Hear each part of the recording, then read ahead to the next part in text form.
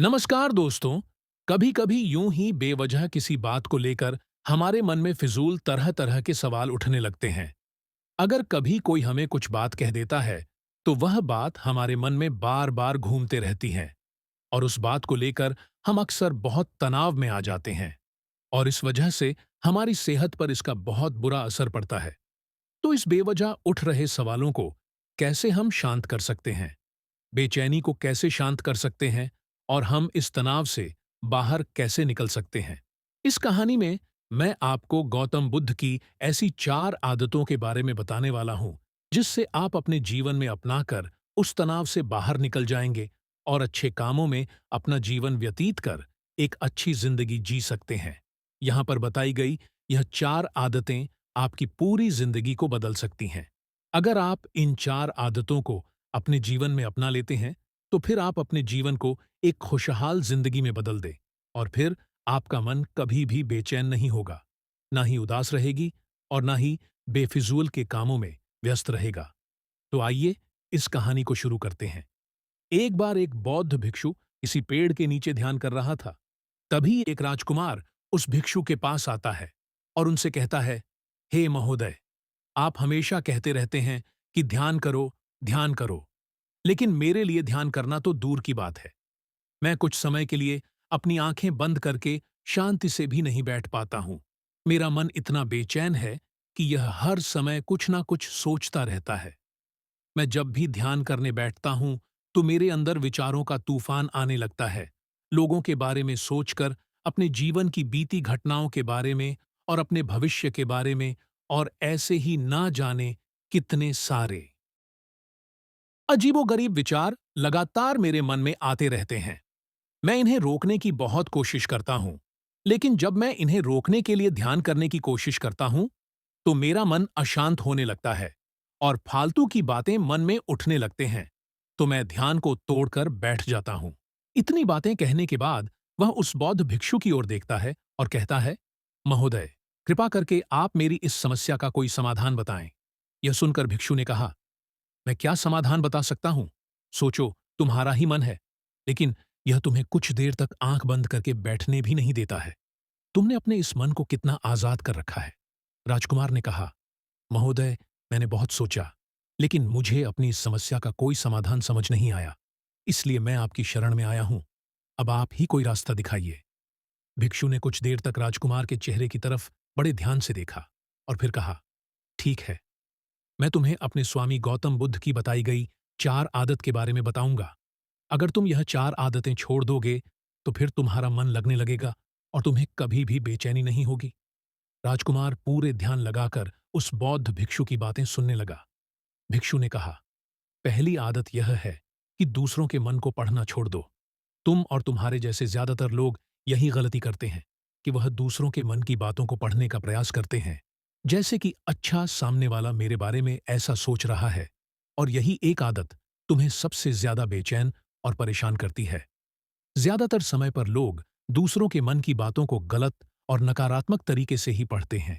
जैसे कि लोग अक्सर सोचते हैं कि दूसरे लोग उनकी तरक्की से जलते हैं, उसे नीचा दिखाना चाहते हैं, उसे पसंद नहीं करते, उसकी मदद नहीं करना चाहते, और ऐसी ही ना जाने कितनी सारी नकारात्मक बातें यह लोग दूसरों के प्रति अपने अंदर बैठा लेते हैं। फिर उनके बारे में ही सोचते रहते हैं, उनसे बदला लेने के तरीके सोचते रहते हैं, उन्हें नीचा दिखाने के मौके ढूंढते रहते हैं, और दूसरों के प्रति यही नकारात्मक सोच इन्हें दुखी के बारे में, और ऐसे ही ना जाने कितने सारे अजीब और गरीब विचार लगातार मेरे मन में आते रहते हैं। मैं इन्हें रोकने की बहुत कोशिश करता हूँ, लेकिन जब मैं इन्हें रोकने के लिए ध्यान करने की कोशिश करता हूँ तो मेरा मन अशांत होने लगता है और फालतू की बातें मन में उठने लगते हैं। तो मैं ध्यान को तोड़कर बैठ जाता हूँ। इतनी बातें कहने के बाद वह उस बौद्ध भिक्षु की ओर देखता है और कहता है, महोदय, कृपा करके आप मेरी इस समस्या का कोई समाधान बताएं। यह सुनकर भिक्षु ने कहा, मैं क्या समाधान बता सकता हूँ? सोचो, तुम्हारा ही मन है, लेकिन यह तुम्हें कुछ देर तक आंख बंद करके बैठने भी नहीं देता है। तुमने अपने इस मन को कितना आजाद कर रखा है। राजकुमार ने कहा, महोदय, मैंने बहुत सोचा, लेकिन मुझे अपनी इस समस्या का कोई समाधान समझ नहीं आया। इसलिए मैं आपकी शरण में आया हूँ। अब आप ही कोई रास्ता दिखाइए।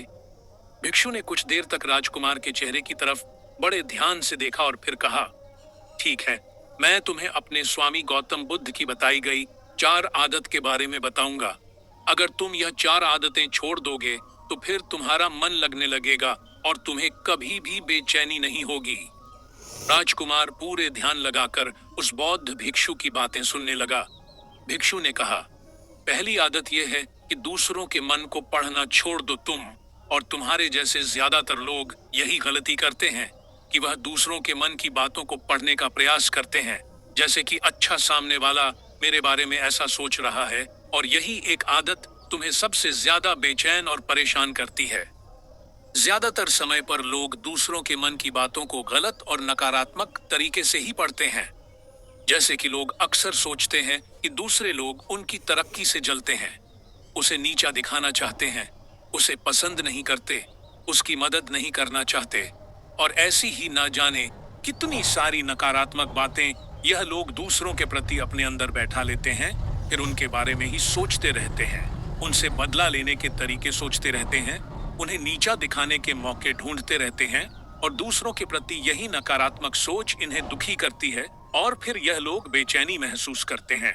इसलिए दूसरे लोग क्या सोच रहे हैं, इसका अनुमान लगाना बंद करो। दूसरे लोगों के मन के विचारों को पढ़ने की कोशिश करना बंद करो। अगर पढ़ना ही है तो खुद के विचारों को पढ़ना शुरू करो कि तुम्हारे अंदर क्या चल रहा है। कहीं तुम नकारात्मक सोच, शिकायत या बुराई करने जैसी आदतों के शिकार तो नहीं हो रहे हो? फिर बौद्ध भिक्षु ने कहा, दूसरी आदत यह सोचना कि अगर असफल हो गए तो लोग क्या कहेंगे। कहीं लोग मुझ पर हंसें तो नहीं, जो हंस रहा है उसे हंसने दो। लोगों के असफलता पर हंसना तो लोगों का धर्म है, क्योंकि अगर तुम सफल हो जाते तो यही वह लोग हैं जो तुम्हारी तारीफ करते, तुम्हें सम्मान देते, तुम पर गर्व करते। अगर तुम अपनी सफल होने पर दूसरों से तारीफ की उम्मीद करते हो तो अपनी असफलता पर उनके हंसने से तुम्हें दुखी नहीं होना चाहिए। और समस्या ही यही है कि हम इंसान असफलता को बुरा मानते हैं, जबकि असफल होना सफल होने से भी ज्यादा जरूरी है, क्योंकि बिना असफल हुए सफल इंसान के अंदर घमंड और दूसरों को खुद से छोटा समझने की भावना पैदा करती है, जबकि असफलता हमें विनम्र रहना, धैर्य रखना और प्रयास करना सिखाती है। इसलिए असफलता को बुरा मत समझो, और अगर तुम्हारे काम में असफल होने की संभावना नहीं है तो इसका अर्थ है कि तुमने अपना लक्ष्य अपनी क्षमताओं से छोटा बनाया है। और अगर लोग तुम पर हंस नहीं रहे, तुम्हें ताने नहीं मार रहे हैं, तुम्हारी बुराई नहीं कर रहे हैं, तो इसका मतलब तुम अंदर से मरे हुए हो। तुम अपने मानसिक सीमाओं से बाहर जाकर कुछ नया करने का प्रयास नहीं कर रहे हो, क्योंकि असफल भी वही होता है जो कुछ नया करने का प्रयास करता है। और एक बात हमेशा याद रखना, अगर तुम्हारे अंदर असफल होने का साहस नहीं है तो तुम कभी भी कोई भी बड़ा लक्ष्य हासिल नहीं कर पाओगे जो तुम करना चाहते हो। इसलिए असफल होने और लोगों के हंसने से डरना बंद कर दो। बौद्ध भिक्षु ने आगे कहा कि तीसरी आदत यह है कि बेवजह समय को बर्बाद करना छोड़ दो। लोगों को लगता है कि वह समय को काट रहे हैं, लेकिन असल में समय हर बार उन्हें काट रहा है।